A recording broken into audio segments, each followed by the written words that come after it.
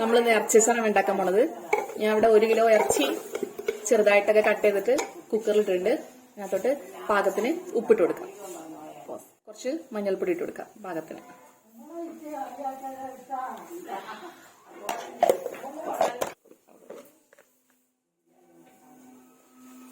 കുറച്ച് മുളക് പൊടി കുറച്ച് ഇട്ടാൽ മതി. കുറച്ച് മല്ലിപ്പൊടി,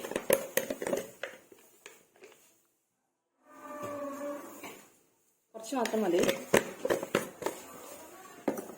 അടുത്തായിട്ട് അച്ചാറും പൊടി. ഞാനിവിടെ തൃപ്തിന്റെ ഒരു പിക്കിൾ പൗഡറാണ് എടുത്തിട്ടുള്ളത്. ആവശ്യത്തിന് അച്ചാറും പൊടി മിക്സ് ആക്കുക.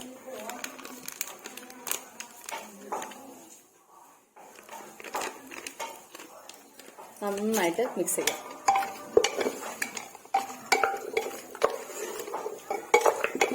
കൈ തൊടാണ്ട് വേണം ചെയ്യാൻ വേണ്ടിയിട്ട്. കാരണം കൈ തൊട്ട് കഴിഞ്ഞാൽ ഇത് കേടാവും. മസാല നന്നായിട്ട് പിടിച്ചതിന് ശേഷം അതിലേക്ക് 2 പച്ചമുളക് കീറിയതും പിന്നെ കുറച്ച് ഇഞ്ചി വെളുത്തുള്ളി പേസ്റ്റും ആവശ്യത്തിന് ഇട്ടാൽ മതി. ഓരോരുത്തരുടെയും ടേസ്റ്റിനനുസരിച്ചിട്ട്. എന്നിട്ട് നന്നായിട്ടൊന്ന് മിക്സ് ചെയ്യാം. അതിലേക്ക് കുറച്ച് കരിവേപ്പില കൂടെ ഇട്ട് കൊടുക്കാം. എന്നിട്ട് നന്നായിട്ട് മിക്സ് ചെയ്യാം. ഇത്രേ ഉള്ളൂ ഇൻഗ്രീഡിയൻസ്. ആദ്യം നമുക്ക് ഇറച്ചി വേവിക്കണം കുക്കറിലിട്ടിട്ട്. അതിന് ശേഷമാണ് നമുക്ക് ഇറച്ചി പൊരിക്കേണ്ടത്. അപ്പൊ ഇത് നന്നായിട്ടൊന്ന് മിക്സ് ചെയ്യാം.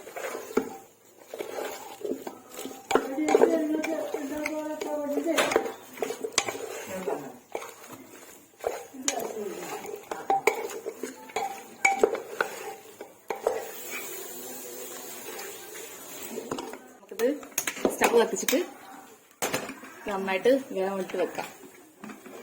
ഒരു 7-8 വിസിൽ വരെ നന്നായിട്ട് വേവണം. അടുത്തായിട്ട് പാനിൽ എണ്ണ ചൂടാക്കാം. ഇപ്പൊ നമ്മള് ഉണ്ടാക്കിയിരിക്കുന്ന ഇറച്ചിയില്ലേ, ബീഫില്ലേ, അത് കൈ തൊടാണ്ട് ഈ പാനിലേക്ക് ഇടുക. നന്നായിട്ട് ഫ്രൈ ചെയ്തിട്ട് എടുക്കാം.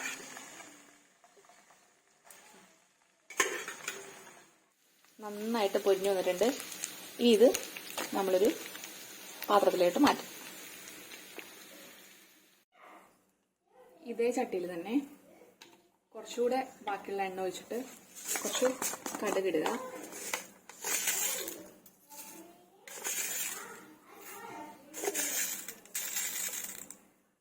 എന്നിട്ട് പൊട്ടി കഴിയുമ്പോൾ കുറച്ച് ഉലുവാപ്പൊടി ഇടുക, കുറച്ച് കായപ്പൊടി ഇടുക,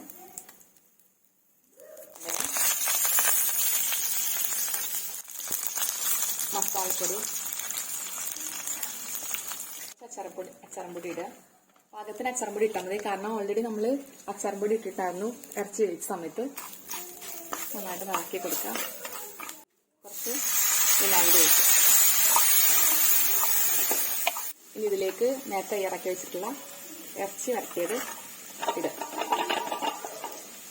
നന്നായിട്ട് മിക്സ് ചെയ്യാം.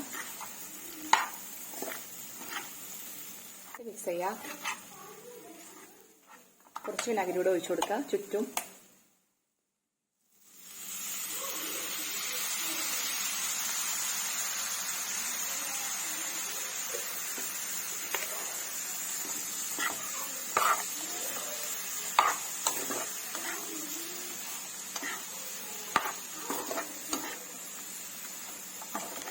നന്നായിട്ട് ഇളക്കുക.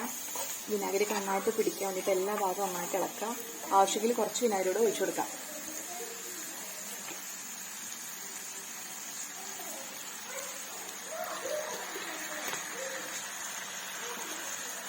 പക്ഷെ നന്നായിട്ട് ഇളക്കിയിട്ട് ചൂടാറിയിട്ട് പാത്രത്തിലോട്ടോ ഒരു കുപ്പിയിലോട്ടൊക്കെ മാറ്റും.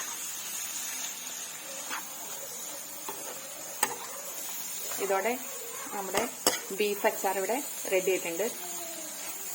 എല്ലാവരും ട്രൈ ചെയ്യാം.